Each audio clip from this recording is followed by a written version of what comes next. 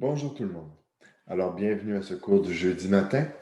Alors, aujourd'hui, nous allons donc travailler encore sur les tableaux. Nous allons aborder quelques petits principes sur les tableaux, notamment le principe du passage de paramètres d'un tableau, les choses que connaît le tableau. On parlera également du travail pratique qui est à remettre la semaine prochaine, le dernier travail pratique. Et mis à part ça, bon, on va travailler encore diverses notions sur les tableaux aujourd'hui et mardi.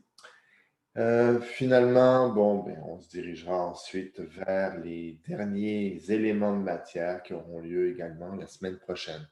Alors, dès maintenant, je vous invite à ouvrir Visual Studio. On va travailler dans Visual Studio ce matin. On va faire du code, on va pratiquer. Vous allez devoir programmer des petites choses. Alors donc, je vous demande de démarrer ça. Bon, alors j'ai partagé ici mon écran de programmation. On va tenter d'abord de travailler notre tableau, de le créer. On va se donner des petits algorithmes et on va voir comment on va être capable de faire tout ça. Alors, j'aimerais reprendre un peu ce qu'on a, comme on s'est quitté la semaine, mardi, avec un algorithme qui calculait la somme de notre tableau, du contenu d'un tableau que nous avions initialisé à la déclaration. D'accord. Alors, écoutez, on va juste reprendre cet élément-là. Alors, quelque part, on veut un tableau. Ici, ça va être un tableau d'entier, un tableau de int. Évidemment, si j'aurais pu mettre un tableau de float, j'aurais pu mettre un tableau de double, j'aurais pu mettre un tableau de char, de string, et on verra des tableaux, en fait, de tout type que je suis capable d'avoir, que ce soit des types qui appartiennent naturellement au langage C# ou des types que je vais concevoir. Alors ça, on parlera des notions de type utilisateur plus tard, pas aujourd'hui. Alors donc, je veux un tableau d'entier. Pour indiquer qu'il s'agira d'un tableau d'entier, j'ouvre les crochets, je ferme les crochets et c'est fait. Je me donne un nom de tableau, mettons que je vais l'appeler nombre. Pas très original, vous allez me dire, mais habituellement, évidemment, on va trouver un nom qui reflète l'information qui est passée dans le tableau. Alors, par exemple, note examen 1. Ça pourrait être un nom. Ici, comme on a dit, INT crochet nombre, ce que ça fait, ça indique au système qu'on va avoir quelque part un tableau. Alors donc, on va réserver une case sur la pile pour contenir l'adresse de notre tableau. Mais pour l'instant, le tableau n'existe pas. Alors que ça soit bien clair pour tout le monde. Maintenant, je vais le faire exister. Alors donc, je vais dire égal new. Alors, new, c'est l'instruction magique, entre guillemets, qui va nous permettre de créer quelque chose. Alors, on veut un nouveau quelque chose. Ici, c'est un nouveau quoi? C'est un nouveau tableau de int. Bon. Ici, on va avoir deux façons de travailler. Bon, premièrement, je vais remonter un petit peu au-dessus et une des choses que je pourrais faire, c'est de travailler avec une constante. Alors, const int nb élément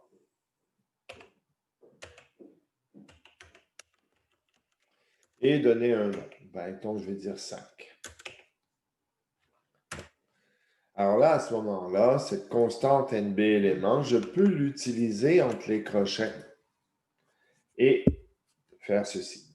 Par exemple, point virgule. Pour l'instant, ça m'a créé un tableau, mais chacune des cases de ce tableau est destinée à contenir un entier, mais pour l'instant, on n'y a rien mis. Si on allait voir, on verrait que le système a mis de façon un peu magique 0 dans chacune des cases, ce qui est inhabituel dans une déclaration de type. Mais pour les tableaux, c'est comme ça que ça fonctionne. Bon, alors là, je pourrais donc faire ça comme ça, puis aller ensuite à la main mettre les valeurs dans le tableau. C'est une possibilité. Aussi, une autre chose que je pourrais faire, c'est initialiser le tableau à la déclaration, c'est-à-dire entre accolades, aller placer différentes valeurs dans mon tableau. Alors, mettons 10, 20, 30, 40, 10, 20, 30, 40 et 50, avec des virgules entre les termes. Je termine par un point-virgule. Alors, vous marquerez, c'est directement collé ici. Alors ça, il va évidemment me créer un tableau de 5 éléments et mettre 5 places, mettre 5 choses dedans. On va voir qu'il y aura une troisième façon d'initialiser. Il y aura une autre façon d'initialiser un tableau tout en le créant. On la verra plus tard aujourd'hui. Mais celle-là fonctionne bien. Ce qui est important pour vous, c'est que le nombre d'éléments que vous aurez mis ici en constante corresponde précisément au nombre d'éléments dans la séquence que vous aurez mis entre accolades. Bon. Et maintenant, qu'est-ce qu'on fait? Bon. Alors, une première chose, je vais aller afficher, je pourrais par exemple aller calculer la somme de mon tableau et afficher cette somme. Bon, j'ai besoin d'une variable somme. Ma variable somme, je la mets à 0, tout simplement. Et ensuite, je parcours mon tableau.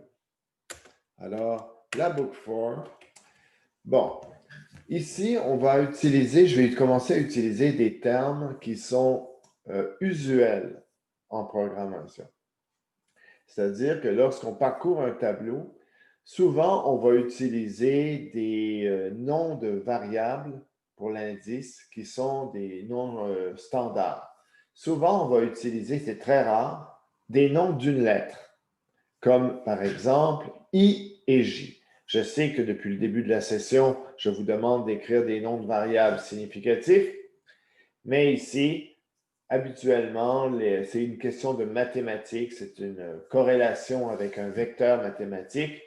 On va utiliser la lettre I souvent comme premier indice d'un tableau. Alors, INTI.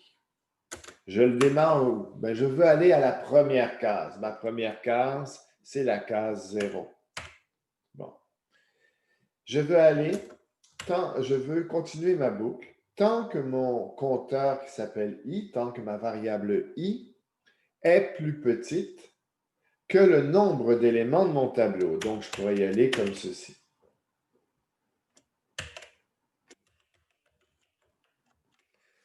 Bon. Là, je peux y aller comme ça parce que j'ai une constante nombre d'éléments que je connais et auxquels j'ai accès. Nous verrons plus tard comment accéder à la taille de mon tableau sans avoir accès à la constante qui a servi à la création. Alors, donc, j'ai I plus petit que le nombre d'éléments parce qu'évidemment, si j'ai 5 éléments, je sais qu'ils sont dans les cases 0 à 4. Donc, il ne faut pas que j'aille à la case 5. C'est pour ça que je reste plus petit que. Et finalement, je vais dire, je veux incrémenter mon I, donc plus I. Ici, j'entre dans le corps de mon tableau. Alors, dans la book for, on l'a vu, les 3 éléments mécaniques, l'initialisation de la variable de contrôle, la condition de poursuite et la modification de la variable de contrôle sont initialement entre les 2 parenthèses de la book for. Donc, ici, tout ce que j'ai, c'est le traitement de ma boucle, la raison d'être de ma boucle. Ma boucle, sa raison d'être, c'est de faire la somme des éléments. Donc, je vais aller chercher, je vais ajouter dans ma somme, alors je vais dire ma somme est égale à ma somme, ce qu'il y a actuellement dans ma somme, plus ce qu'il y a dans le tableau nombre à la case I. Alors donc ça, c'est tout à fait fonctionnel. Maintenant, je vais attirer votre attention sur quelque chose qui vient de s'écrire à mon écran. Vous voyez, il y a comme 3 petits points en dessous du égal. Ça, c'est une indication de votre système de développement, Visual Studio, qu'il y a quelque chose que vous pourriez faire différemment. Alors, on va aller dessus et regardons. Il me propose, si vous lisez bien, la ligne du milieu, utiliser une assignation composée. C'est ce qu'on appelait un opérateur arithmétique d'affectation. Alors, par exemple, il va me dire, regardons afficher les corrections éventuelles. Et là, il me dit, ah, on pourrait faire ça. Et là, il me montre comment le faire. On voit que je peux ajouter plus égal, tout simplement. Alors, c'est ce que je vais faire ici. J'aurais même pu lui demander de le faire pour moi. Bon. Alors, ça, c'est une chose que j'aurais pu. Donc, je vais juste le reprendre tant qu'à faire pour vous remontrer. Afficher les corrections éventuelles. Et là, il me propose, peux-tu faire ceci? Et là, je lui demande, vas-y, corrige-moi ça. Oups. Et il va le faire. C'est fait. Bon, je préfère le faire à la main directement, mais c'est chacun fait bien ce qu'il veut. Alors ici, donc, ça va parcourir mon tableau. Et à chaque tour de boucle, je vais ajouter à ma somme la valeur de mon tableau, de ma case de tableau. Donc, je peux maintenant, à la toute fin, dire console.writeLine.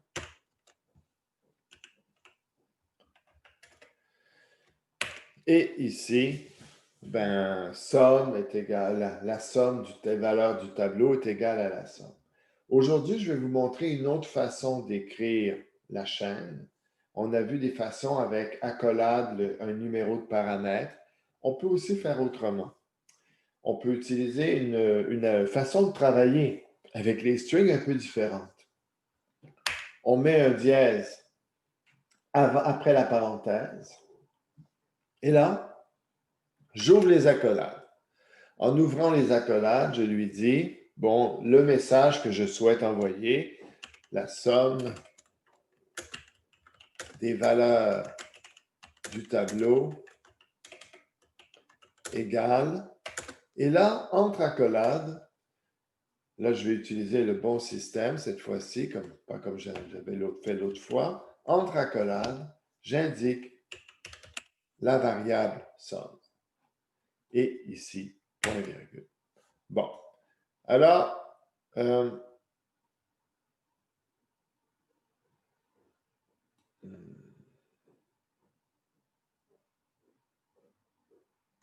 Faut pas mettre un dièse, mais un signe $. ah ben oui, excuse-moi, je suis dans la lune ce matin. Merci. Pourquoi j'ai travaillé avec des dièses toute la journée hier, excusez-moi. OK. À faire tout à fait autre chose que ça. Alors donc, merci. Alors donc, le signe de dollar ici indique qu'on veut travailler avec une chaîne composée et nous permet d'interpréter directement le nom de la variable comme étant notre paramètre. Alors ici, c'est donc une façon plus directe d'écrire les choses. C'est un peu plus concis. Vous pourriez également travailler avec la façon habituelle, ça ne change pas grand-chose. Alors, si nous exécutons ceci, bon, je le présente la fenêtre d'exécution. On nous dit la somme des valeurs du tableau égale 150, ce qui correspond effectivement à notre choix où on voit que 10 plus 20 plus 30 plus 40 plus 50 égale 150. Bon. Ça ici, c'est bien. Maintenant, on va regarder une autre façon de faire. D'abord, on va regarder une première façon qui est de ne pas préciser le nombre d'éléments. Alors ici, c'est rare bon, là, je vais être honnête avec vous, c'est pas si fréquent que ça qu'on initialise notre tableau à la déclaration. Bon. Mais une chose que j'aurais pu faire, c'est de dire ceci, de ne pas préciser le nombre d'éléments. Bon, pourquoi? Parce que le système est assez intelligent pour s'apercevoir que j'ai 5 éléments dans la séquence. Donc, qu'est-ce qu'il va faire? Il va créer un tableau de 5 places. Alors, réexécutons. Et évidemment, ça me donne exactement le même résultat, c'est-à-dire 150. Bon. OK. Mais là, si je n'ai pas eu besoin de mettre le nombre d'éléments, ben, est-ce que j'ai besoin de ma constante? Bon, on va voir qu'on va être capable de se passer de la constante. Alors là, faites bien attention, je montre quelque chose qui est vraiment intéressant et vraiment important surtout. J'en ai déjà parlé vite, vite, mais là, on va prendre le temps de bien l'assimiler. Mettons que je n'ai pas ma constante. Alors évidemment, je ne peux pas utiliser le nombre d'éléments ici. Bon. Là, il faut savoir qu'en C#, on est chanceux. Ce n'est pas vrai dans tous les langages, mais en C#, un tableau a une certaine connaissance de lui-même. C'est-à-dire qu'il connaît des informations sur lui-même. Et il connaît donc sa longueur. Bon, alors regardons comment on va le faire pour un tableau de notre nature. Ici, nous avons ce qu'on appelle un tableau à une dimension. Alors, une dimension, on pourrait voir ça, par exemple, comme une série de cases sur une dimension. Par exemple, sur une ligne ou sur une colonne. C'est comme on le veut. Bon. Alors, quand j'ai un tableau à une dimension, bien, je peux faire ceci. Je vais dire, je veux ici obtenir dans la boucle la taille maximale de mon tableau. Le nombre de cases. Alors, je peux demander à mon tableau de me le donner. Alors, je vais écrire nombre,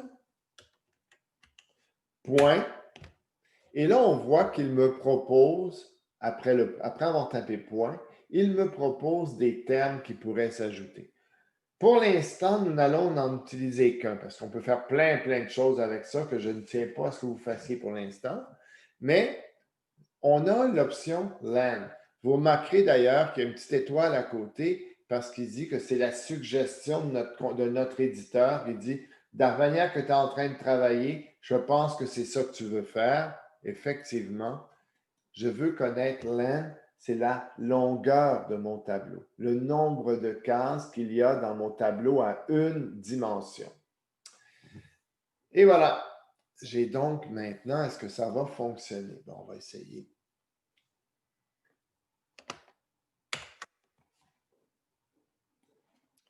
Et bingo, j'ai à nouveau mon 150 qui est écrit là. Bon, on verra plus tard un peu d'autres façons avec des tableaux plus complexes, comment on peut faire ça. Mais pour l'instant, c'est donc assez simple de connaître la longueur d'un tableau. Et ça va être pratique. Parce que lorsqu'on va vouloir envoyer un tableau en paramètres, on va donc envoyer plein d'informations avec ça. Alors, on va repenser un peu notre code maintenant pour dire, bien écoutez, moi je veux écrire une fonction qui va calculer la somme de mon tableau.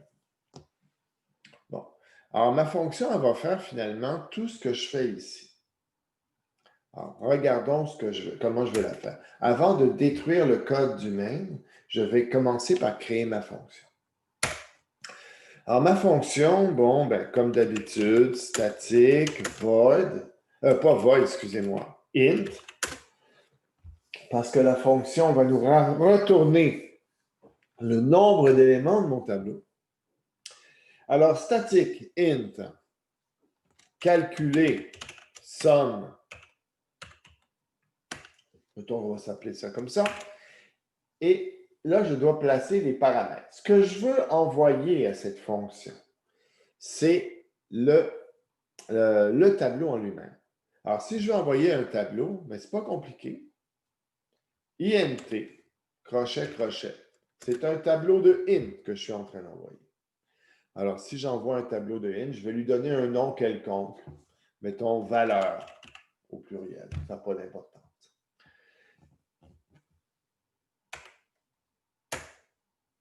J'ouvre la parenthèse, ferme la parenthèse.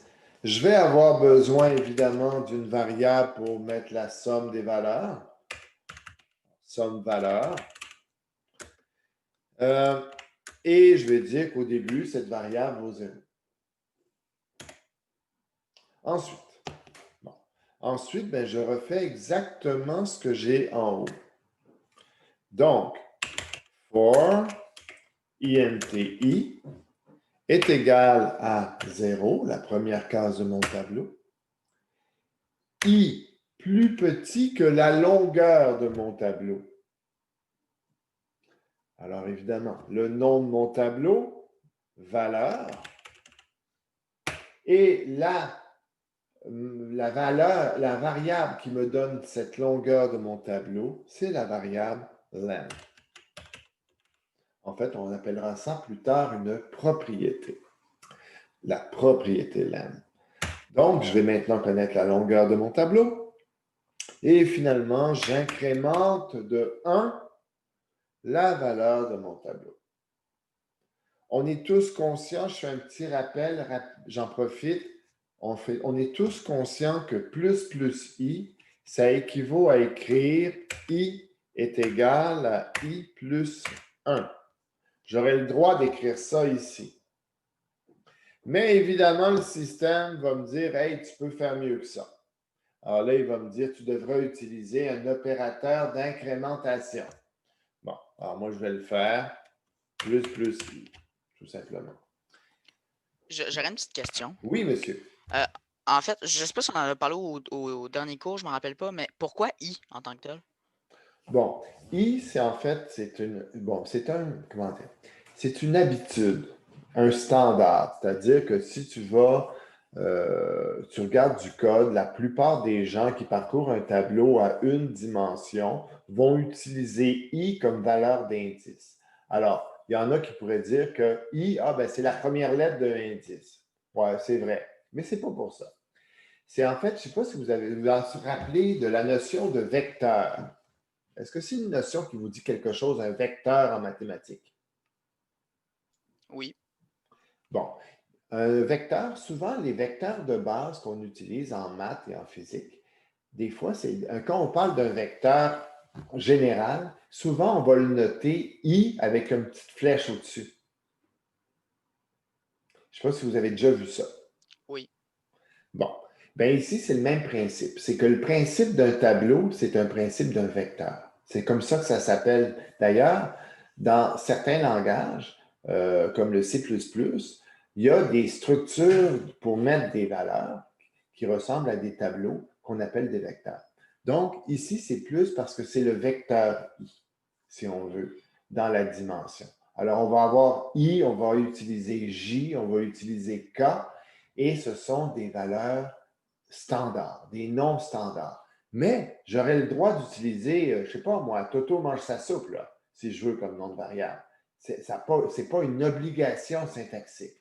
C'est juste une habitude, une convention de programmeur. Est-ce que ça répond à ta question? Oui. Parfait.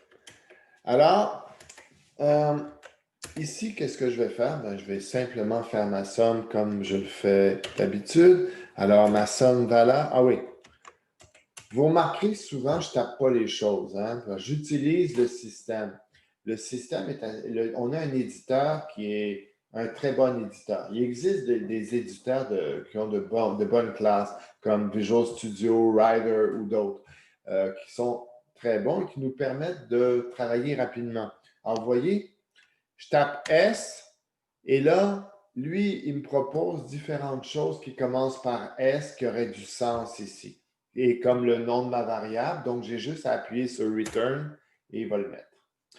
Alors, ça permet d'aller plus vite quand on tape. Plus égal quoi? Mais c'est mon tableau de valeurs à la case I. Et c'est tout. Bon, maintenant, pour compléter ma fonction, on voit qu'ici, mon calculer somme est encore en rouge. Regardons, on va aller voir le message parce que souvent, ça va vous arriver et vous demandez pourquoi. Allez voir le message. Ah oui, souvent les étudiants au début ont de la misère avec la détection d'erreurs. Vous savez, c'est quoi le problème habituellement? C'est qu'ils ne lisent pas le message d'erreur. Alors, lisons le message d'erreur. Là, il nous dit, les chemins de code ne retournent pas tous une valeur. Bon, c'est-à-dire que lui, il fait le chemin, il fait les différentes possibilités de chemin de notre fonction, les chemins logiques, et il s'assure que dans la fin de chaque chemin logique, il y a un return. Alors, c'est pour ça qu'on va mettre un magnifique return ici. Et on va faire un return de somme valeur. Et à ce moment-là, tout le monde est heureux. Bon, là, on voit que ici, je vous ai montré comment passer un tableau en paramètres. Notre tableau en lui-même ici, donc, c'est le même tableau quelque part, mais qu'est-ce qui vient de se produire? On va aller le voir au tableau dans quelques minutes. Il me reste à l'utiliser ma fonction. Alors, voici ce que je vais faire. Je n'ai plus besoin de ce code-là parce qu'il va se faire dans la fonction. Ce que je vais avoir besoin, c'est d'appeler ma fonction ici. De dire ma somme va être égale à calculer somme. Calculer somme de mon tableau de nombres. Point virgule. Alors, donc, je crée mon tableau, j'affecte des valeurs dedans, j'envoie ce tableau à la fonction calculer somme. Elle calcule la somme et me retourne la valeur, je la mets dans ma variable et je l'affiche. Est-ce que ça va m'afficher 150? Je l'espère. Et oui, ça affiche 150. Donc, pas de problème.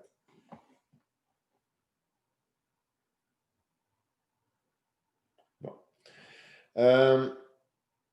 OK.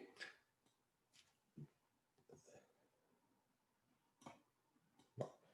Alors donc, si on a maintenant notre tableau qui est passé en paramètres, on a dit que le tableau était un tableau, on a vu mardi, nous avons vu que j'ai dit qu'il y avait deux catégories d'informations, deux catégories de variables ou deux catégories de types. Bon, j'ai parlé des types valeurs. Quels étaient les deux autres types l'autre type dont j'ai parlé? Type référence. Le type référence. Bon. Ici, c'est pas spécial, mais notre tableau, est-ce qu'il est un type valeur?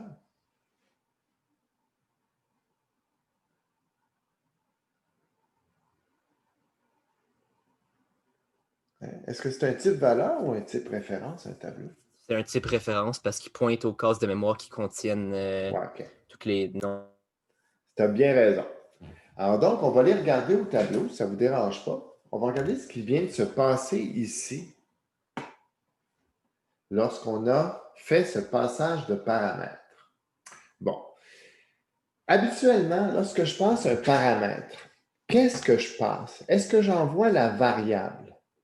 Par exemple, je ne sais pas moi, j'aurais la variable, je ne sais pas moi, INT Toto, une variable quelconque là. Et moi ici, je vais me préparer à recevoir cette variable. Bon.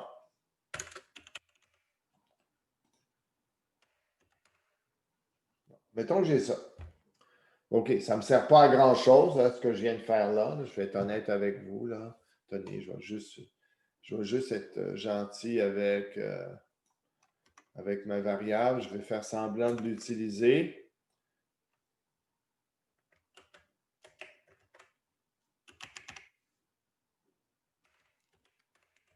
Voilà, bon. Oups, non. Bon, OK. Alors donc, regardons ici. La variable Toto, elle, c'est-tu un type valeur ou c'est un type référence? Une valeur. C'est un type valeur parce qu'on a dit que les types valeurs, c'était les int, les floats, les chars, les doubles. Ça, c'est des types valeurs. Alors ici, quand j'envoie Toto, ici, quand j'écris que j'envoie Toto, qu'est-ce que j'envoie réellement? On en a déjà parlé. Une copie de son contenu. Une copie de son contenu. Alors, ça fait en sorte que si, par exemple, je vais faire quelque chose d'horrible, je dis plus tata. Si ici,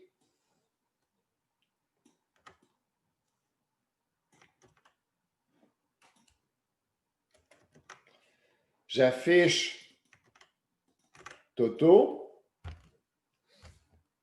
bon, qu'est-ce qui va m'afficher ici?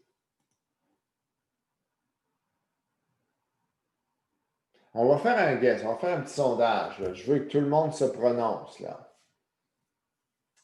Alors, là, je vais tous vous voir. Je vais tout agrandir mon écran. Bon, OK.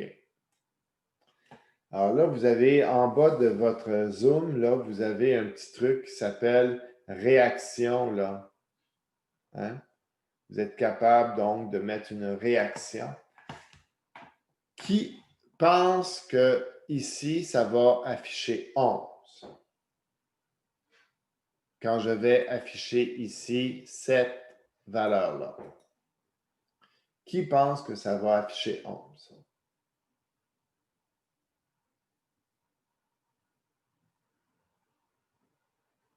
Personne. Qui pense que ça va afficher 10?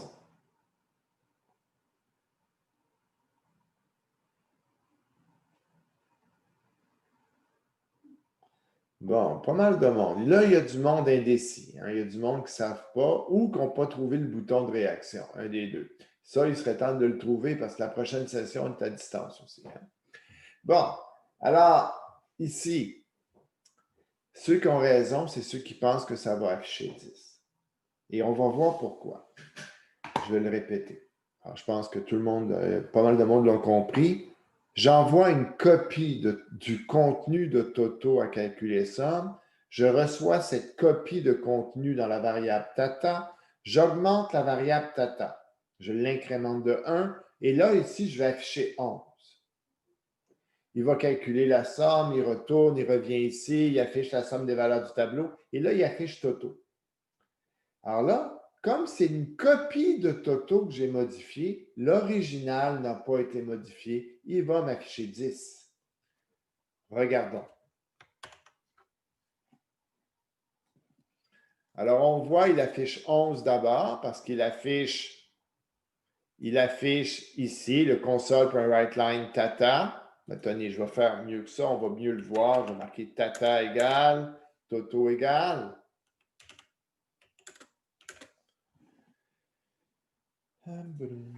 Et on va réexécuter, ça va être plus clair. Voilà. Bon. Alors, on voit, il nous dit tata égale 11, qui est correct parce que j'ai pris mon 10, je l'ai augmenté de 1, je l'ai affiché. J'affiche la valeur des sommes du tableau, je reviens, j'affiche Toto qui vaut 10. Bon. OK. Maintenant, ici, on a dit que ça marchait parce que Toto, c'est un type valeur. Et un type valeur, ben, j'envoie une copie du contenu. J'envoie une copie du contenu de la variable Toto. Mais là, je vais vous dire quelque chose. Ici aussi, j'envoie une copie du contenu. Mais j'envoie une copie de quoi, d'après vous? D'après moi, c'est une copie de la référence aux cases qui contiennent les valeurs de nombres. Mais Monsieur Alexandre, vous avez tout à fait raison. J'envoie une... C'est toujours, ici, c'est toujours un passage par valeur. C'est-à-dire qu'on fait la copie de la valeur qui est dans la variable et on l'envoie. Alors, on va aller voir au tableau ce que ça donne.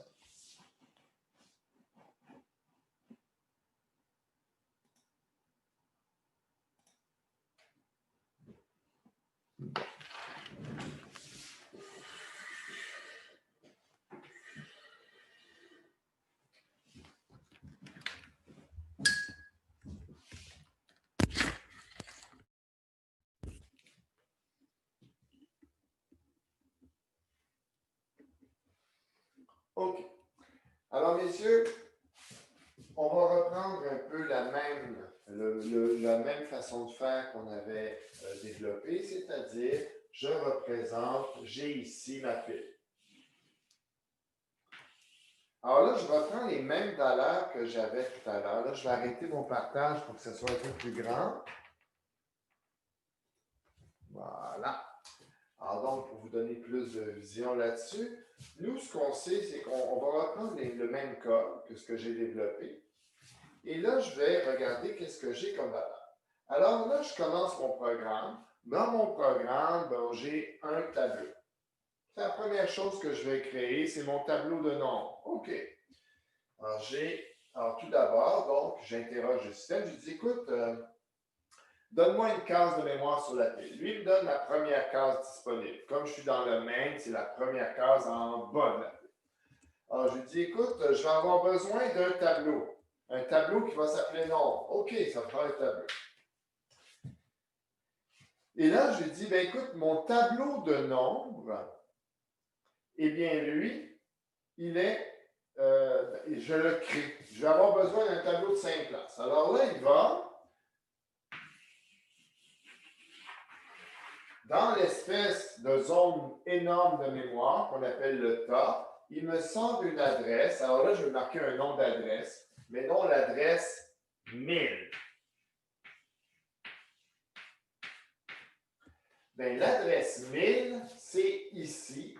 Et là, il me donne un tableau de 5 cases et dont la première case serait à l'adresse 1000. OK. C'est comme si donc j'avais un lien qui unissait ceci et cela. Bon. Et ce lien, c'est ça qu'on appelle la référence. En fait, la référence, c'est simplement qu'ici, dans la case, au lieu de mettre la valeur de la variable, j'ai l'endroit où se trouve la variable. Bon. OK, on continue. Ensuite, dans mon programme, j'avais la variable Toto. La variable Toto, OK, je lui demande une case de mémoire et je mets la valeur 10 dedans. Là, ici, 10 n'est pas une référence. Ce n'est pas une case, un numéro de case de mémoire. Non, c'est la valeur pour vrai, parce que c'est un type valeur. Ensuite, j'ai la variable somme que je mets à 0 initialement. C'est correct. Je mets la variable à 0. Ensuite, j'ai mon tableau qui a été créé, j'ai mis des valeurs dedans, 10, 20, j'ai oublié de les mettre, elles les auraient été mises déjà. Hein? Voilà, bon. OK. Là, je continue. J'appelle calculer somme. Et là, avant d'appeler quelqu'un, je vois que je suis en train d'appeler calculer somme, je vois que j'ai deux paramètres. Et évidemment, c'est des paramètres, c'est un passage par valeur. Et là, on me dit, il faut que tu copies les deux variables. Les variables nombre et la variable Toto. Bon. Mais qu'est-ce qu'il y a dans ma variable nombre? C'est ça ma variable nombre, hein? Ça, c'est ma variable Toto. Et ça, c'est ma variable somme. OK. Là, on dit, tu vas envoyer nombre et Toto. Ah, pas de problème. Je prends ce qu'il y a dans nombre, c'est-à-dire, c'est quoi qu'il y a dans nombre? Est-ce que quelqu'un peut me le dire?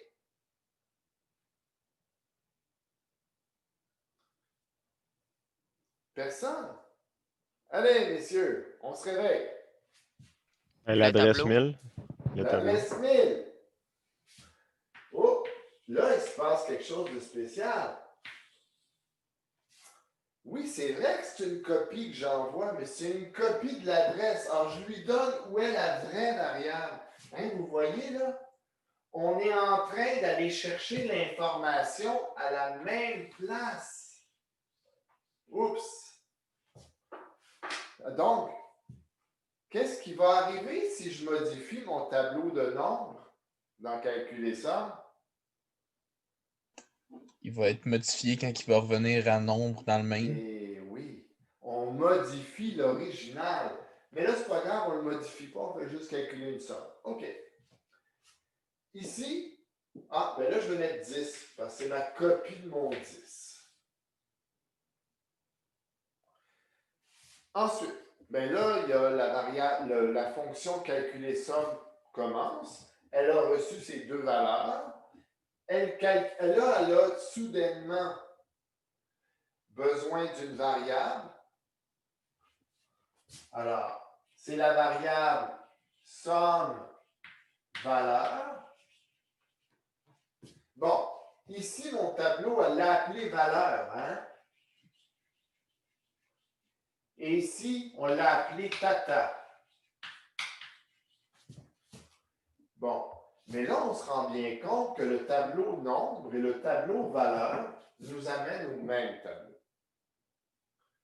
Alors, moi, je continue. Mon début, ça vaut 0, ça. Là, on arrive, tata, ben tata plus 1. Ben tata, on l'augmente, il vaut maintenant 11. Je calcule la valeur de ma somme valeur, 150. Ça, c'est la valeur que je vais retourner. Alors, donc, je retourne la valeur et là, on diminue. Là, la fonction se termine. Alors, le 150 est retourné là. Les autres valeurs sont inutilisables, ne sont plus là parce que maintenant, ben, elles sont réputées comme étant terminées.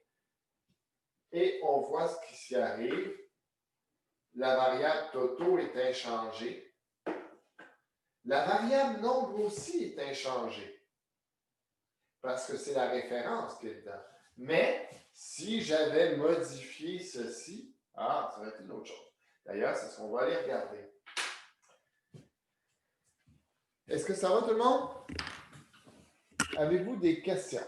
Là, je vois dans le chat qu'il y a des choses.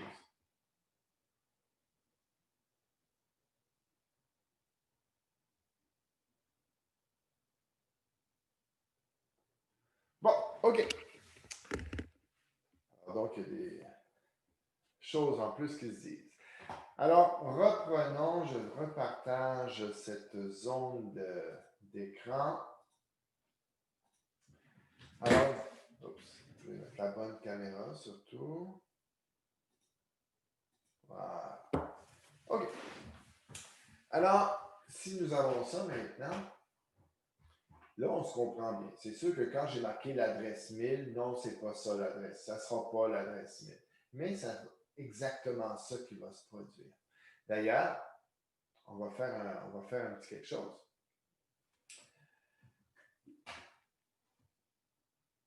On va modifier notre tableau.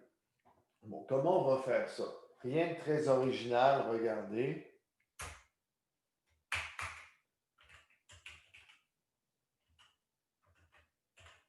Bon. Là, évidemment, ne faites pas ça si vous faites un calculer somme. Là, je ne vais pas vous aimer. Mais ici, là, on en profite, on fait une niaiserie sur notre tableau en même temps. Et on va aller regarder qu'est-ce qui se passe dans notre tableau réellement. Alors, pour ça, on va aller dans le mode de débogage. Je vous ai déjà montré le mode de débogage, mais on va y aller ici. Je vais simplement aller positionner un point d'arrêt. Alors là, c'est quelque chose que vous devez apprendre à faire. C'est important si vous voulez être capable de déboguer vos programmes. Donc, j'ai mis un point d'arrêt. J'ai mis mon point rouge là. Je vais l'enlever, je recule dessus, mais là, je vais le mettre. Alors donc, bang. Et je m'en vais dans le menu déboguer. Et là, je pourrais dire démarrer le débogage, la touche F5. Vous pourriez aussi tout simplement ici appuyer sur la flèche verte. Ça fait la même chose. Donc, on démarre le débogage. Le programme, vous voyez, s'arrête ici à la première instruction. Allons voir l'état de la situation. C'est juste avant d'appeler calculer ça. Bon, je vais voir mon tableau. Alors, je mets ma souris sur mon tableau. Et là, qu'est-ce que je vois? Je vois qu'il y a la variable nombre. Il me dit à la partie droite, INT crochet 5. Donc, il me dit que c'est un tableau de 5 int. Alors, vous voyez, je n'ai pas marqué nulle part qu'il en fallait 5, mais lui, il a compté les valeurs de la séquence. Là, je vais ouvrir mon tableau. Je vais sur le petit, là, vous voyez, le petit triangle. Alors là, il me dit, regarde, tu as 10, 20, 30, 40 et 50 dans ton tableau. À la case 0 jusqu'à la case 4. Alors, notamment, vous pouvez remarquer que je ne vous ai pas menti, hein, que la première case d'un tableau, c'est bien la case 0. Bon. Si je vais voir maintenant la variable Toto, on voit que Toto, ici, vaut 10. Bon.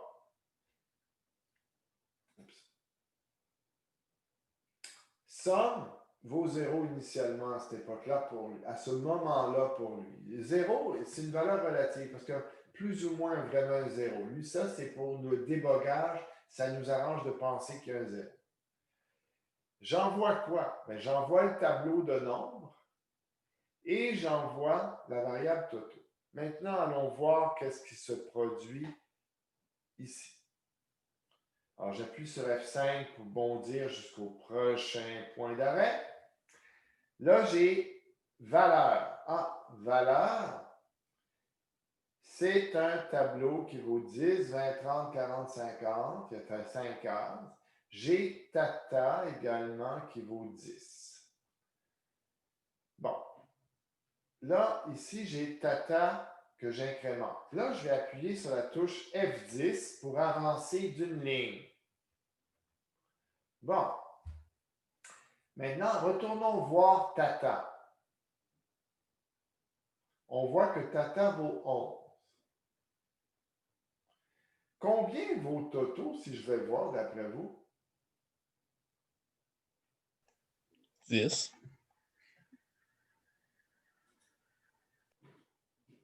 Ah là, il me refuse d'aller voir là. Il ne veut pas me retourner là. Bon, c'est pas fin, ça.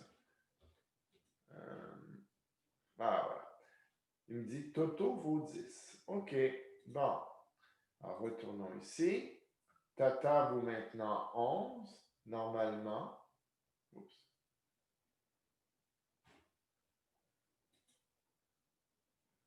Attendez, là, j'ai fait quelque chose qu'il ne fallait pas. On recommence. Voilà, j'ai arrêté, c'est pour ça. Bon, je reviens ici. Tata vaut 10.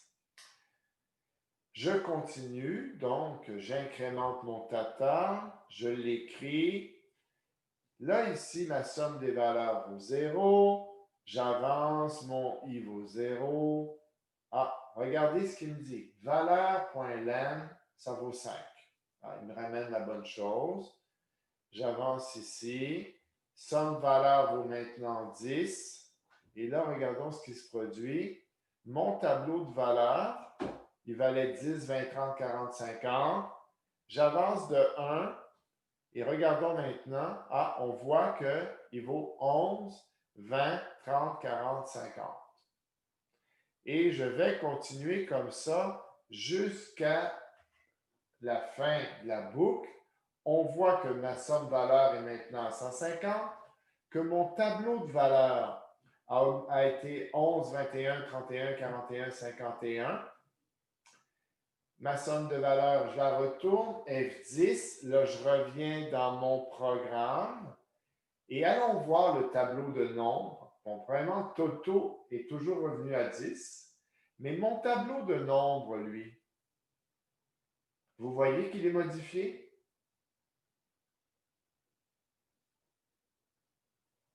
Avez-vous des questions sur ce que je viens de vous présenter?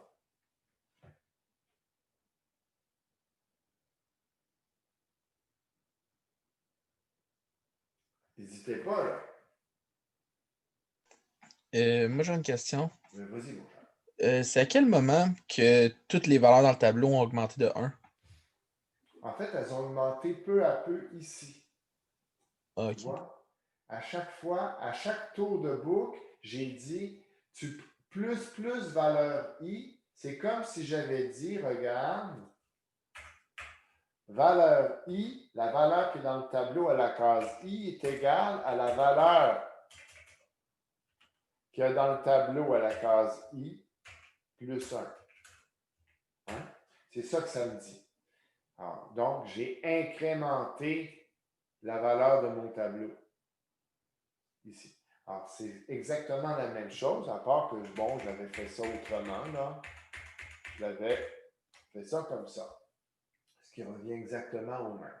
Donc, c'est l'instruction qui dit plus valeur I, c'est comme plus incrémente le contenu de la case I de mon tableau. D'autres questions?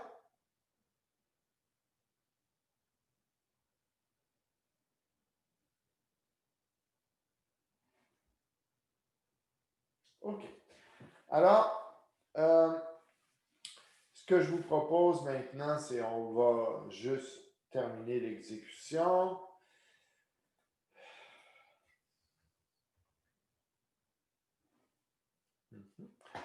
Là, vous allez prendre quelques minutes. On va aller regarder un. Oups, excusez-moi. Voilà. Bon. On va juste reprendre, excusez-moi, le document sur. Il y a un document sur le passage de tableau en paramètres. Alors, ça reprend un peu ce que j'ai fait ici. Et ça me permet simplement, bon, c'est un peu plus compliqué. Et ça va travailler sur ça. Bon. Un document qu'on va aller voir avant, parce que là, il y a un exemple où ça utilise le tri d'un tableau. On va aller voir maintenant un document plus compliqué sur un algorithme plus compliqué sur les tableaux. Bon. Là, en ce moment, on a fait un petit truc très correct sur le tableau. On est capable de calculer une somme.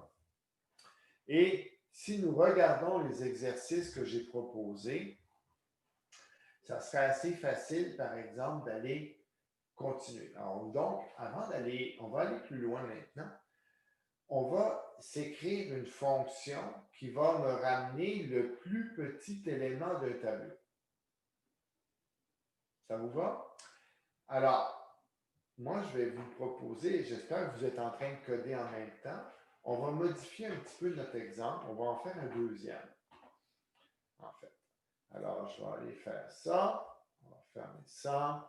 Et nous allons aller ici. Bon, un instant. OK. On va enlever les points d'arrêt. Et on va sauvegarder. Puis on va dire fermer la solution. Et on va créer un nouveau projet. Toujours une application console. Sans doute au même endroit. Moi, je l'appelle module 9, exemple 2.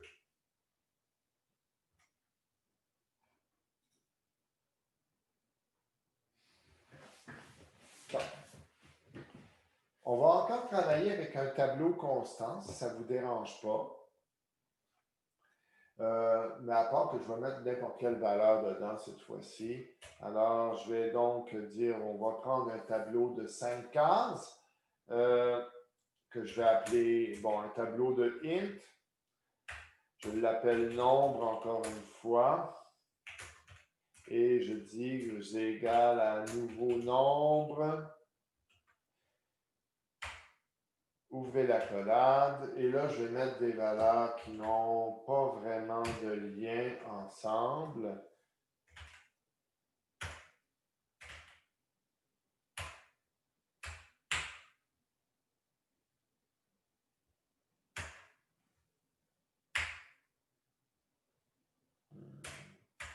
Voilà. Bon. Alors, j'ai mis 5 valeurs quelconques dans mon tableau. Je n'ai pas de répétition, mais j'aurais pu en mettre. C'est juste que ça ne m'intéressait pas pour l'instant de mettre des répétitions.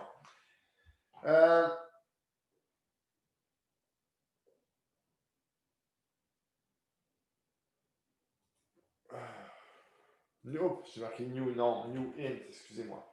Bon, alors, ici, qu'est-ce que je dois faire? Maintenant, ce que je veux, c'est avoir une fonction qui va me ramener la plus petite valeur de ce tableau-là. OK? Alors, je vous demande de prendre quelques minutes. Moi, je vais juste écrire ici le nom de la variable et son appel.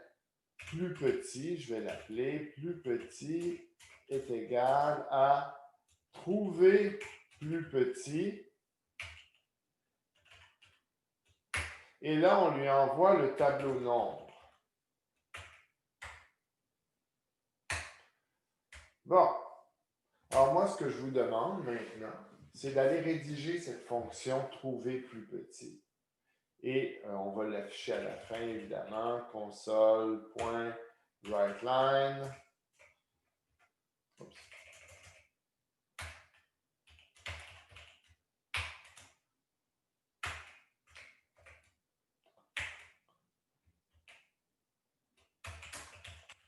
Le plus petit nombre du tableau est plus petit.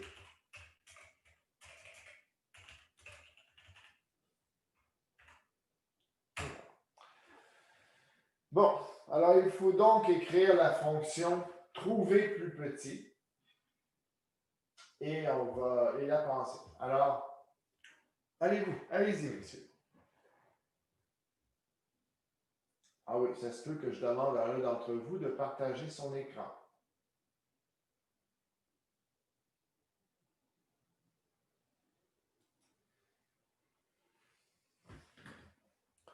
On prenait 5 minutes ou 4 minutes, là, ça devrait être assez court. 5 minutes, on va dire. Je suis généreux. Allez-y. Si vous avez des questions, allez-y, posez-les dans le chat.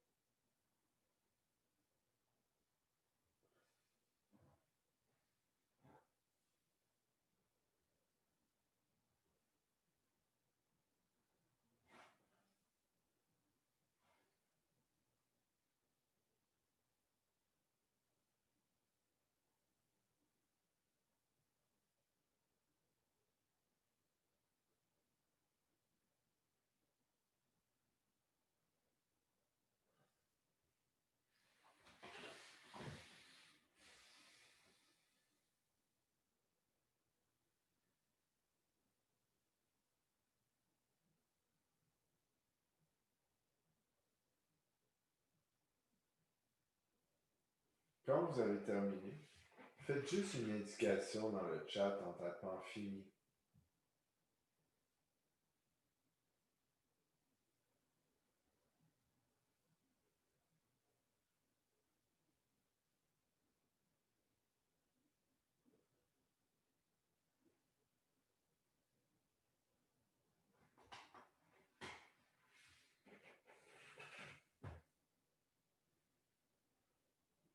Alors, 2 minutes encore.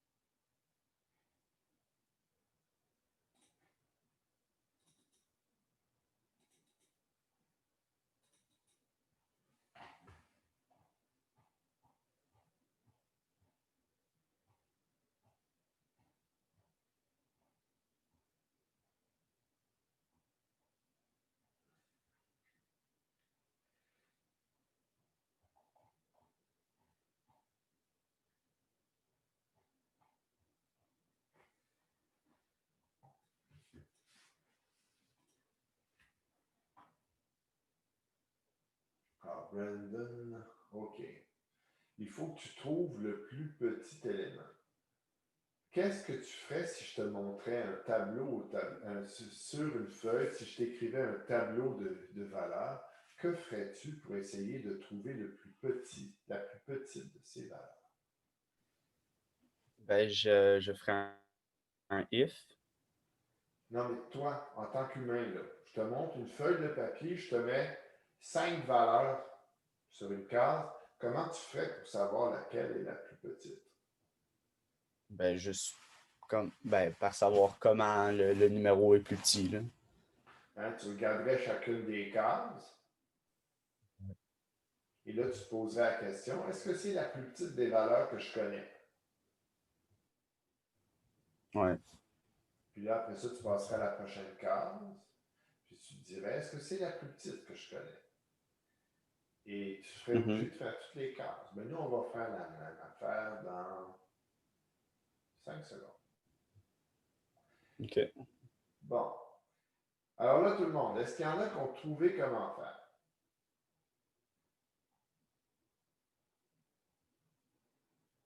On veut chercher la plus petite valeur du tableau.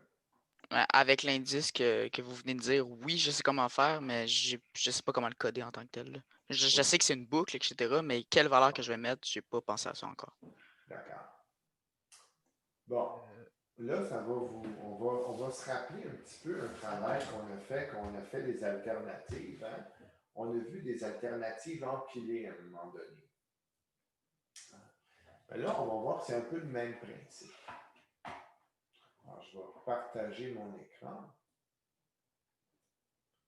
Un instant, ça ne sera pas long, messieurs.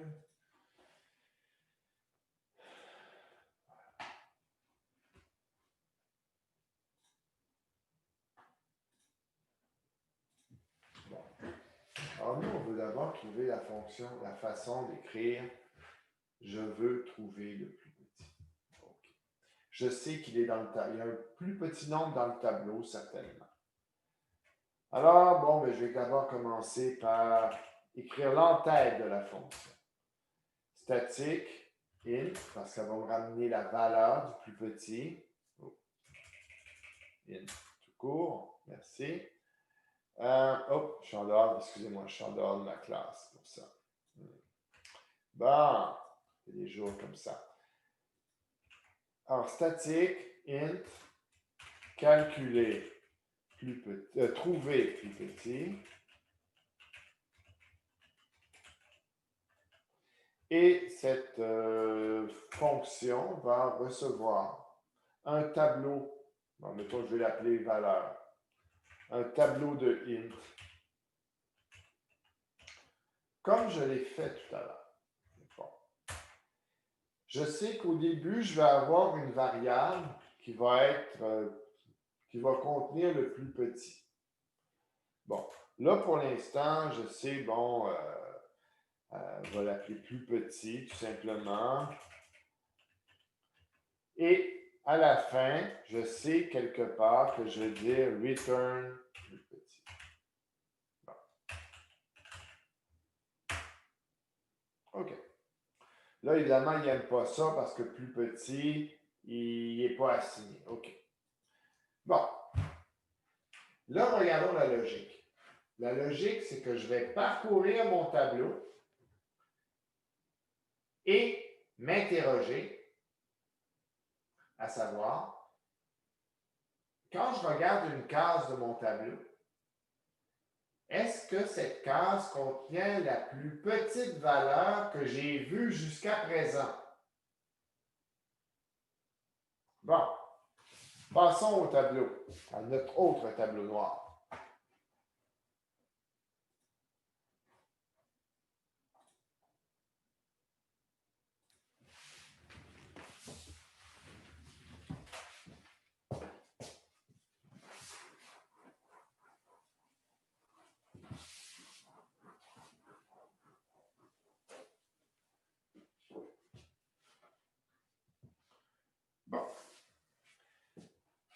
Moi, j'ai mon tableau. J'ai un tableau que je veux trouver, sur lequel je veux trouver, dans lequel je veux trouver la plus petite des valeurs. Bon, je ne me souviens pas de toutes les valeurs, je vais juste les reprendre. 78, 45, 78, 45 et 85. Voilà. Bon, OK. Moi, je veux trouver ça.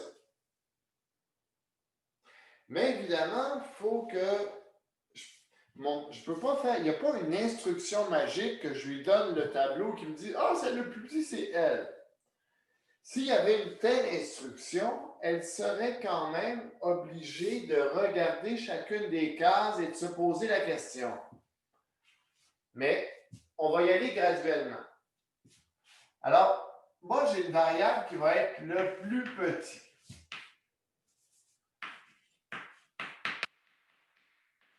OK. Au début, plus petit, je ne sais pas c'est quoi. Alors là, je regarde, je commence à regarder mon tableau. Je regarde à la première case. Jusqu'à présent, je n'ai vu que celle-là. Je ne sais pas ce qu'il y a le reste. Alors là, messieurs, quelle est la plus petite de valeur de mon tableau dans la zone que je connais? Celle-là, la première. Ah, mais je n'ai pas le choix, hein. C'est la première valeur. C'est la première valeur que je vois de mon tableau. C'est nécessairement la plus petite valeur jusqu'à présent.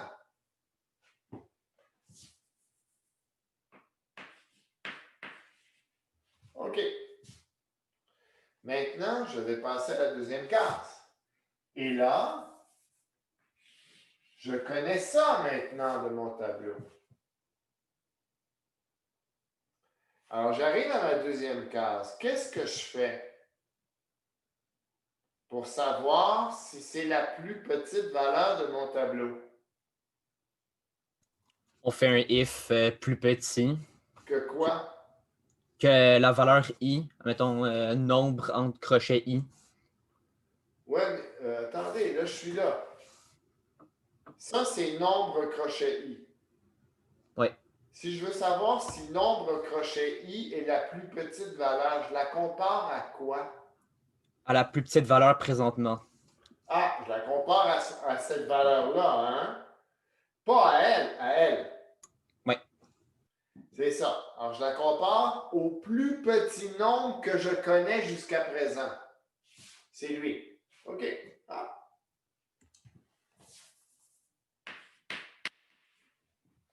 Et maintenant,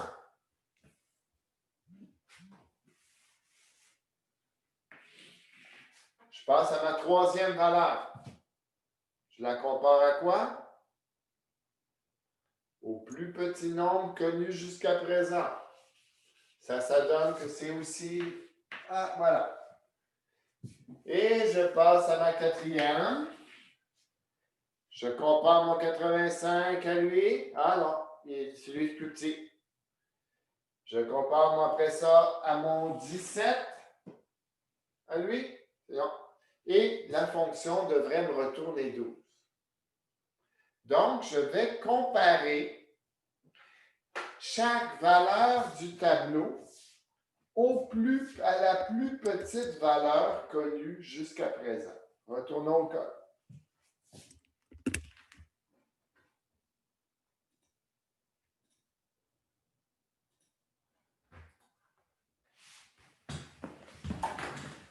Bon. Alors, au début, qu'est-ce que je mets dans plus petit? La valeur à l'index 0. Et voilà. On commence comme ça, parce que finalement, on n'a pas de valeur intelligente à mettre là. Alors, je pourrais dire est égal à valeur à la case 0. Bon, évidemment, là, ici, je vais prier pour que mon tableau ait au moins une valeur à l'intérieur de lui. Sinon, il faut dire qu'un tableau qui aurait 0 case, c'est rare. Mais ça arrive. Mais bon. OK. Maintenant, je suis sûr que plus petit contient la plus petite des valeurs. Maintenant, il faut que j'aille voir les autres cases. Alors là, il va falloir que je fasse une boucle qui va aller voir de la case 1 jusqu'à la dernière case du tableau. For int i est égal à 1. Je pars à la deuxième case de mon tableau, c'est la case à l'indice 1. I plus petit que la longueur de mon tableau, valeur.len, plus i.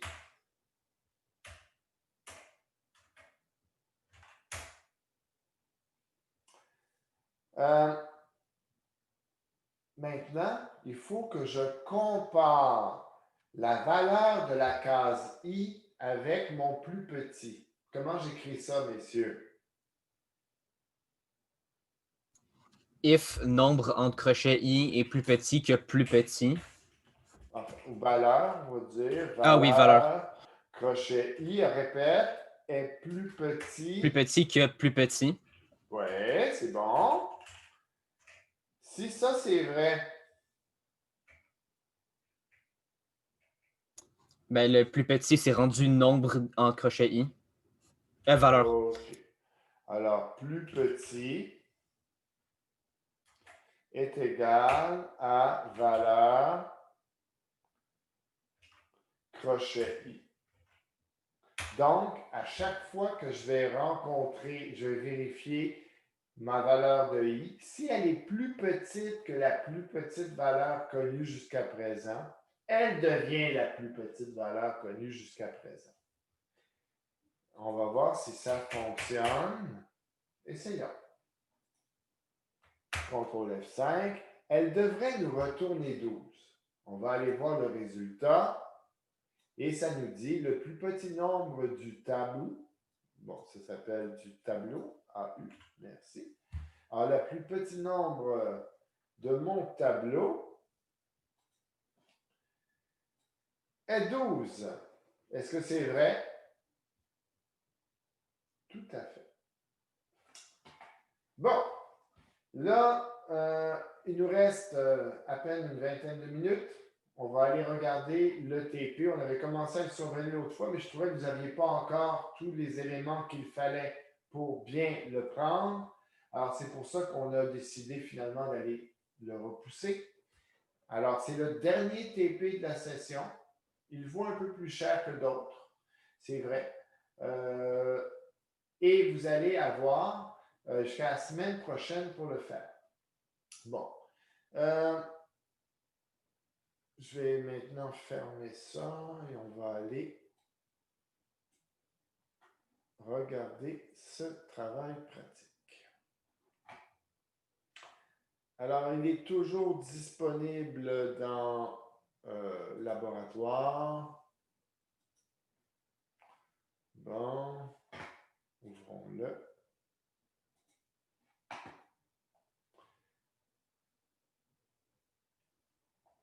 Alors, il est pour mardi prochain, normalement. Donc, au début du cours, comme d'habitude, c'est votre travail de la fin de semaine. Qu'est-ce que vous devez faire? C'est, on veut faire un programme de lancement de dés, essentiellement. On va lancer des dés, un ou plusieurs, mais ça va être des constantes. Alors, quelque part, il faut que votre programme, le nombre de dés à lancer soit une constante. Et là, on va vérifier les différentes possibilités. Bon, lorsque je lance 2 dés, j'ai combien de possibilités de résultats ensemble?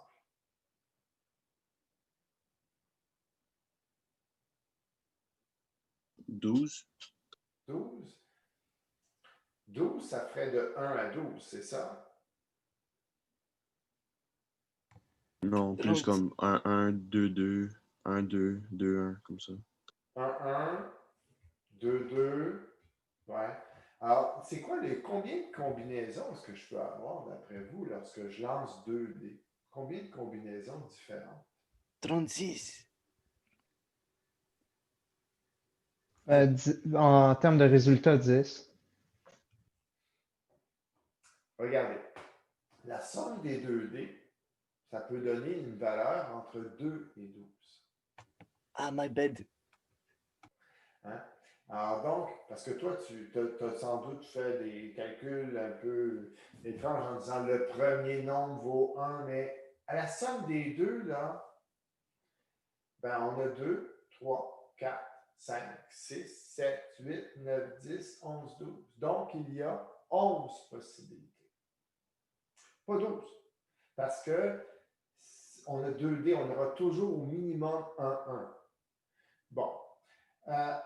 Alors, ici, on va. C'est juste la somme. Mais évidemment, c'est que comment est-ce que j'obtiens cette somme? Bien là, c'est sûr qu'il y a plusieurs combinaisons. Par exemple, la somme 4, je peux l'obtenir avec 1, 3 ou avec 2, 2. Alors, donc, c'est pour ça que les différentes combinaisons ne vont pas toujours me donner des sommes différentes. Bon, alors ici, notre programme, donc, c'est un programme d'analyse statistique. En gros, on veut lancer des dés au hasard et on veut voir combien de fois la somme des 2 dés nous a donné telle valeur et combien de fois on nous a donné telle autre, etc. Alors, le but du programme, c'est ça. On va, au niveau informatique, on va simuler le lancement de dés un grand nombre de fois. Hein? Alors, mettons 1000 fois. On va demander au programme de lancer 1000 fois les dés. Et on va essayer de comptabiliser le nombre de fois qu'une combinaison sort. Est-ce que ça va jusqu'à présent sur le principe? Ah, yes, sir. Bon, parfait. Alors, comme je vous le dis, bon, on a 2 dés, ça va faire 11 cases possibles. Bon, c'est à vous de voir justement ces différentes possibilités-là, comment vous allez les calculer. Alors, voici les différentes étapes du fonctionnement de votre programme. Tout d'abord, vous allez devoir créer un tableau dont le nombre de cases correspond au nombre de valeurs qu'on peut obtenir en tirant les dés, le nombre de sommes. Hein? Alors, comme par exemple, si on avait 2 dés, ça serait 11. Mais si on avait 3 dés, ça serait combien? Il faudra que vous le prouviez, cette possibilité-là. Bon. Ensuite, alors donc, on a d'abord la création du tableau qui va contenir le nombre de sommes. Alors, ensuite, chacune des cases de tableau, on va les considérer comme un compteur. C'est-à-dire que lorsque, par exemple, moi j'ai les cases, bon, ma première case de mon tableau correspond à la valeur 2, 2, ma deuxième case à la somme 2, la deuxième case à la somme 3, etc. Moi, je vais donc, ce que je veux, c'est que lorsque je lance un dé, j'incrémente la valeur de la case correspondante. Alors, par exemple, si moi j'ai décidé que on va prendre les différentes cases de 2 à 12, bien évidemment, ça veut dire que la valeur, la somme 2, ça correspond à la case combien dans mon programme?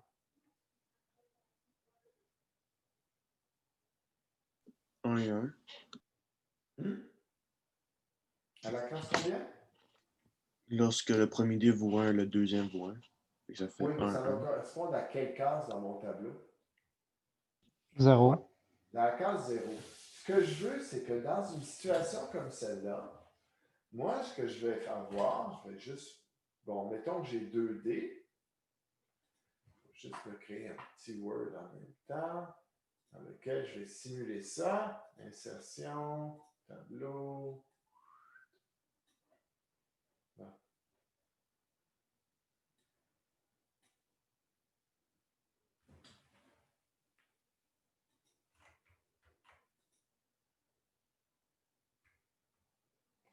Alors, moi, chacune des cases qui est ici va correspondre à un chiffre. Alors, par exemple, juste un instant, je vais le montrer autrement. Vite, vite, vite. Colonne 2, colonne. Non, OK. Juste un instant, ici. Ça va être beaucoup plus simple si je fais ça autrement. Annuler.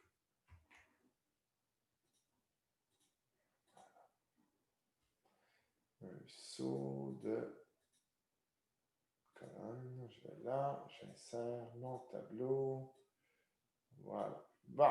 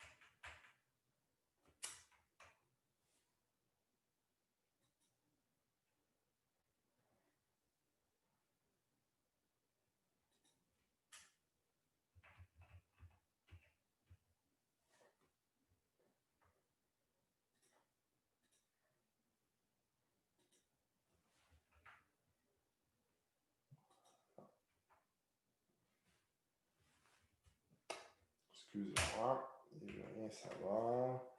Merci Word de me faire des liaiseries. Ah, mise en page, colonne 2. Merci. Là, je fais un saut de colonne.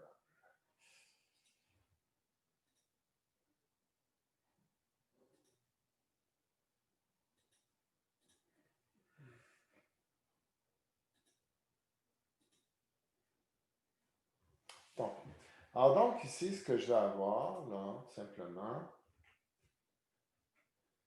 c'est que ma colonne, voilà, ça va être parfait, ça. Bon, OK. Alors donc, moi, ce que je dis, c'est que chacune de mes lignes ici,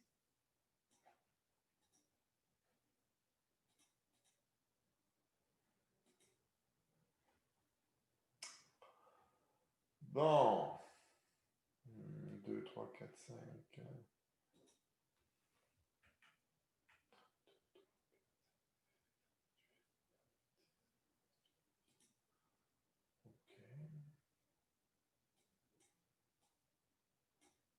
Voilà. Bon, chacune de mes cases de mon tableau ici correspond à une valeur ici, une valeur de somme. Donc, imaginons que je fasse un tirage. Au départ, chacune des cases de mon tableau va contenir la valeur 0.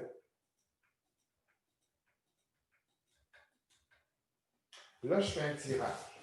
Mettons que j'obtiens un 3 et un 5.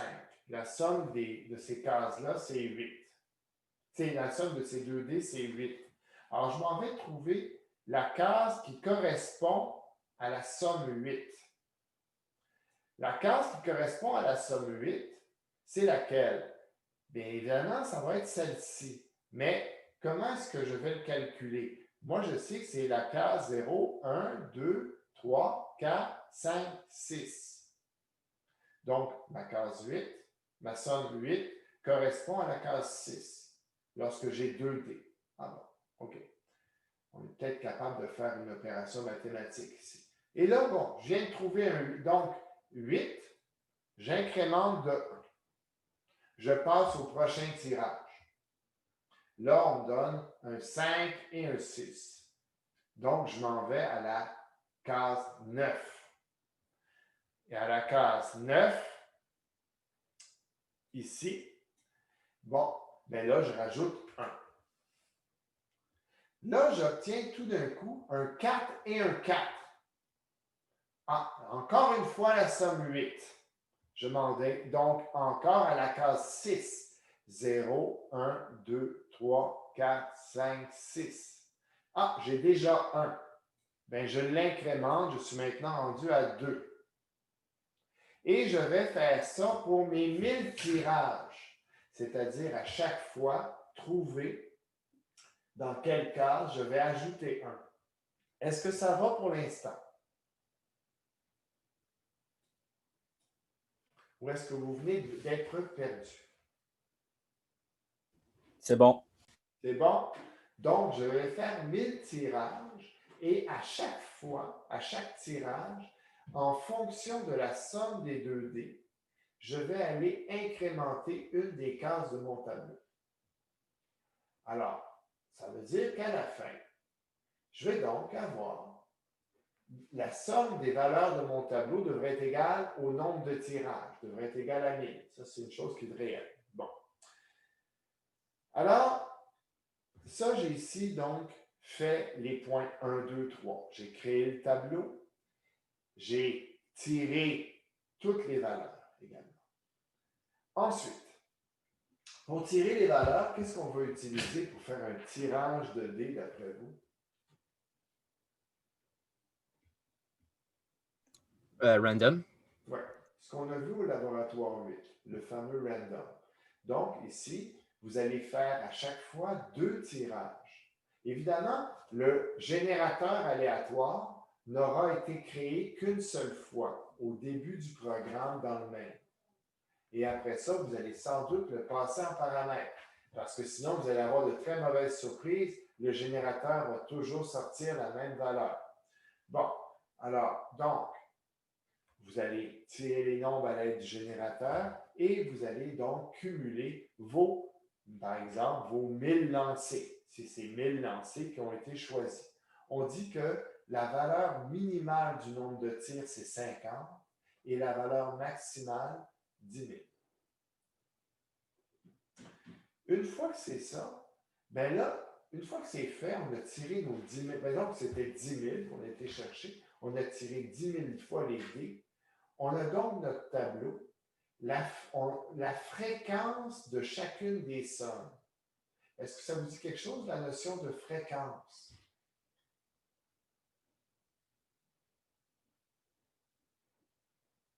Pas de l'air clair. La fréquence, dans ce cas-ci, ça serait le nombre de fois que chacune des sommes est survenue. Donc, ici, on pourrait imaginer, bon, que chacune des sommes sort autant de fois les unes que les autres, mais ce n'est pas vrai.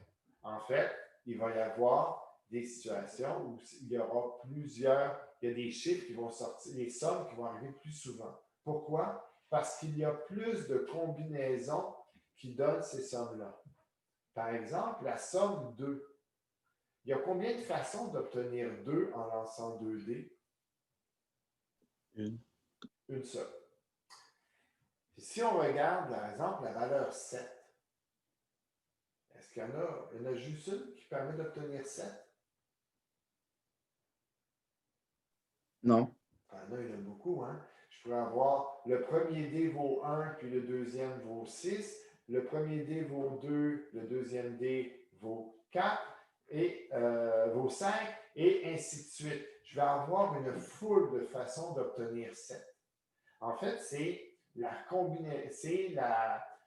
somme des deux 7. C'est la somme qui va être générée par le plus de combinaisons. Donc, elle devrait se retrouver plus fréquemment. Alors, ici, nous, ce qu'on veut produire, c'est quelque chose qui ressemble à ça. Une sortie sur papier qui va donc être qui va représenter la distribution des lancers. Alors, regardons toute l'information qu'on aimerait afficher. On veut afficher le nombre de lancers. En fait, on va nous demander le nombre de lancers. On va taper, par exemple, ici dans l'exemple, on a tapé 800. On va dire, écoute, ensuite, distribution de 800 lancers de 2 dés à 6 faces. Alors donc, le nombre de dés et le nombre de faces des dés, c'est quelque chose qui sont des constantes dans le programme. Ensuite, pour chacune des possibilités, on va dire, somme des dés vaut 2. La proportion, ici, c'est combien on en a. La proportion, c'est 2,1 en pourcentage. OK? Alors, c'est-à-dire, c'est combien de dés divisé par 800 fois 100? Par 800, parce que j'ai eu 8 centimes. Ça va? Et ensuite, je vais afficher le nombre de dièses qui correspond à la valeur arrondie de la proportion. Alors, on voit la première information, c'est la proportion. C'est-à-dire que dans mon tableau, par exemple, c'était marqué sur 800 tirages, on dit que j'en ai 2%. C'est-à-dire que j'avais environ 16 tirages, un peu plus que 16 tirages de combinaison de 2D, qui donnait 2. Alors donc, 16 divisé par, c'est pas 16, mettons 17 divisé par 800, mettons que ça m'a donné 2,1%. J'ai ensuite pris ce 2,1, j'ai dit arrondi 2,1, ça donne combien?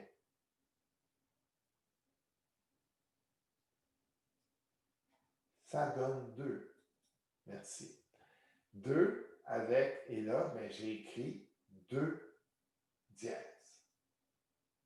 Et je vais faire la même chose pour chacune des possibilités. Ça va? Je l'espère. Bon. Ici, comment j'ai trouvé les 2, 3, 4, 5, 6, 7, 8, 9, 10, 11? Bien, ce n'est pas difficile. Le premier chiffre, c'est le nombre minimum de valeurs d'un dé, c'est-à-dire 1, multiplié par le nombre de dés. Alors, quand j'ai 2 dés, ça fait 2. Après ça, c'est un incrément de 1, hein? On n'oublie pas. Bon.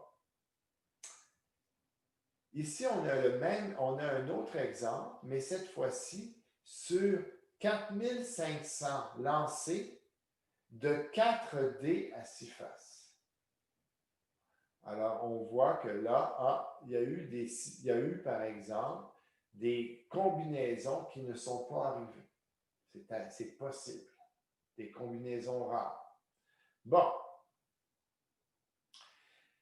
En dessous, je vous donne la description des fonctions que vous devriez avoir besoin.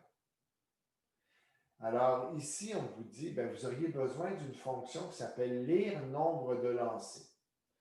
Alors, c'est une fonction qui va demander à l'utilisateur le nombre de lancers désirés. Évidemment, le nombre de lancers désirés, on veut qu'il soit, on dit qu'il faut qu'il soit entre 500 et 10 000. Alors, votre fonction devra s'assurer de ramener un chiffre qui va être entre 500 et 10 000. On a déjà fait ça. On va avoir la fonction créer distribution. Ça, c'est la fonction qui va donc créer le tableau qui va contenir la fréquence des lancers. Alors, la fréquence des sommes des lancers. Alors, il fait juste créer le tableau à la bonne case. Ça devrait être très court comme fonction. Mais évidemment, on va lui envoyer comme paramètre le nombre de dés et le nombre de faces. Là, on a ensuite la fonction qui va vraiment orchestrer la simulation des lancers. C'est elle qui va générer les lancers. Alors, donc, elle va faire, par exemple, si j'ai dit je veux 10 000 lancers, elle va faire une boucle qui 10 000 fois va lancer chacun des dés et prendre la somme du résultat et incrémenter la bonne valeur dans mon tableau. Cette fonction simuler lancer va appeler la fonction rouler dés avec un S. La fonction rouler dés avec un S va lancer le bon nombre de dés et ramener la somme à simuler lancer des dés. Rouler dés avec un S va donc appeler plusieurs fois la fonction rouler dés au singulier qui, elle, va lancer un dé et retourner la valeur. Cette fonction-là est très courte. Sans doute, ça s'écrit en une ligne. Cette fonction-là est un peu plus longue, mais pas beaucoup plus. C'est une petite boucle. Celle-là n'est pas si longue non plus, vous allez voir. C'est une petite boucle encore. Vous allez avoir besoin d'une fonction afficher symbole qui va afficher un symbole un certain nombre de fois. Alors, par exemple, je pourrais m'en servir pour afficher 2 dièses. On vous donne la fonction afficher distribution. Ça, c'est la fonction qui va afficher réellement cette chose-là. On est gentil, on vous la donne. Vous, par contre, vous allez devoir écrire la fonction afficher barre histogramme qui est appelée par elle. Afficher barre histogramme va afficher en fonction, va recevoir l'échelle, le nombre maximum de caractères qu'on veut pouvoir afficher. Alors, par exemple, moi, je pourrais dire, je veux mettre que mes barres ici aient 100 caractères au maximum. Je vais envoyer le max et je vais envoyer la valeur de la proportion. Alors, par exemple, si j'envoie 2, et avec un max de 100, si j'envoie 2 avec un max de 100, ça va m'afficher 2. Mais si j'envoie 2 avec un max de 50, ça m'affiche combien de symboles?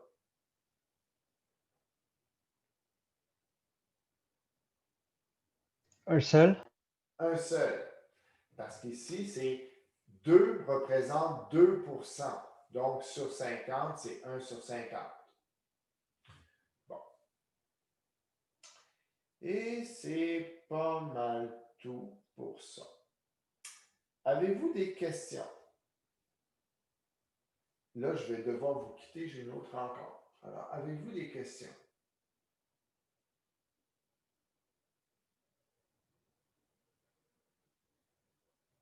Aucune?